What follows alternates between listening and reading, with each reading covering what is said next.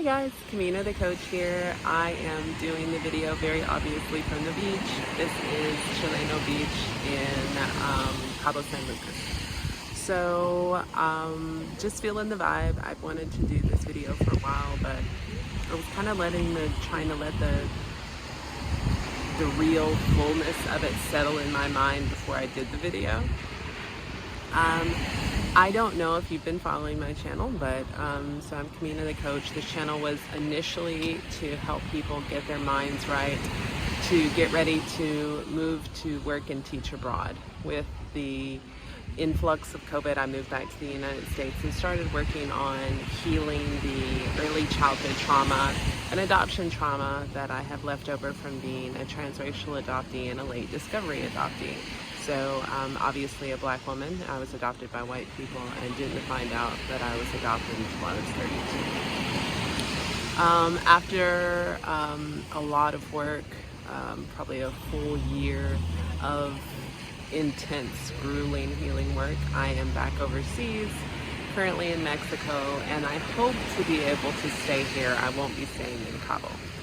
And so I'm doing this video amongst disquiet and discomfort in my life. Even though I'm at the beach and I love the beach, I don't love tourists. I don't love the American feel that it feels very American here.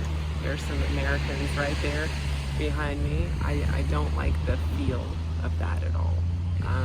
It's very expensive here, and the Americans here are not the kind that I would want to be around if I was going to be around Americans. So this is a pretty uncomfortable time for me, but it's interesting. So I want to talk about the peace that you take with you even when you're not quote unquote happy. So happiness is an emotion, and peace is a state of being. And even though I am not necessarily happy right now, I am at peace, and that's after doing some really intensive trauma healing work. And because I am in that state of peace, I am able to hear the universe speak almost directly to me, and it's really amazing. And when you're in a state of unrest and when you're not feeling peaceful, it is hard to hear the voice of the universe. So really, really imperative that you find a way to be still inside of yourself, even in the midst of chaos. So let me give you the examples that I've seen. So healers need a healer. I am an energy worker and healer, light worker, and I, of course, have worked with healers and light workers. And one of my favorite, Tara McGannis, Elevated Energies, if you're interested in checking out working with her. She's very affordable and amazing light worker. She sends out some energy updates from time to time, and recently sent out an update talking about being in a Mercury, Mars retrograde, the state of the sun, and just really being able to lean into healing more of the things that need to be healed. And paying attention when the earth is speaking to you. And it was really interesting because I love books, and recently fell upon two different books that really, really spoke to my angry inner child.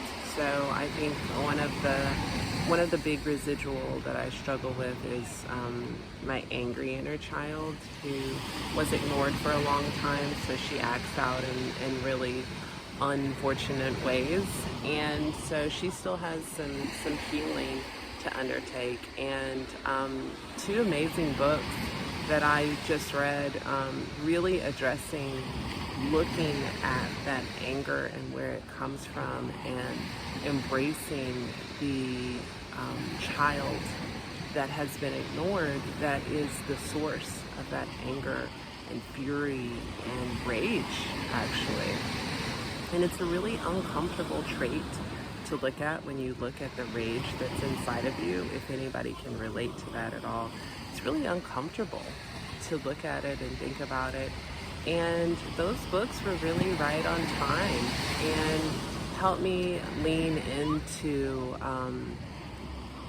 accepting, loving, forgiving my inner child that still holds on to some of that anger. And if I wasn't in a state of peace, I don't think that I would have got those messages and heard that. Also, interestingly enough, last night I had a very strange dream, and I didn't remember the dream until I was reading a book just now, and they mentioned being in Auckland, New Zealand, and they were talking about some volcanoes, and I actually dreamt about volcanoes last night. And I am, as I discuss it now, thinking about it's kind of like a destructive blanket of fire, of a rebirth. And from that fire pouring over those old scars and those old wounds, being able to annihilate all that stuff, and then from that nutrient ash to have a rebirth. So just really powerful things that are able to rise from peace. More than ever in my life, I'm able to sink down into my meditation.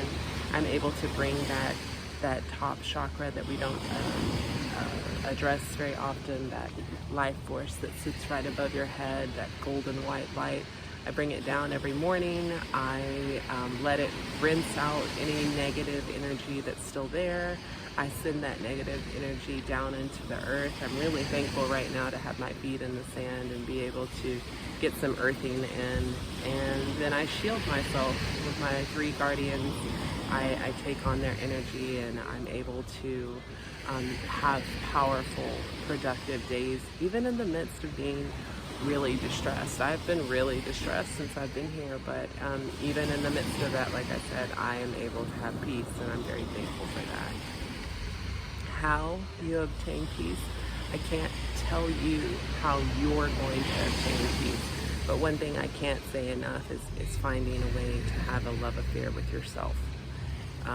Not needing to find that validation and love and comfort outside of yourself, being able to find it from inside.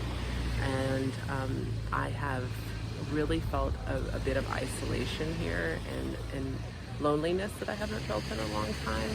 And I'm really thankful for that love affair with myself, because I am able to really find the comfort and ease inside of myself that I wouldn't have been able to if I hadn't found the love affair with myself. So, alright, and that is all I had to share with you guys.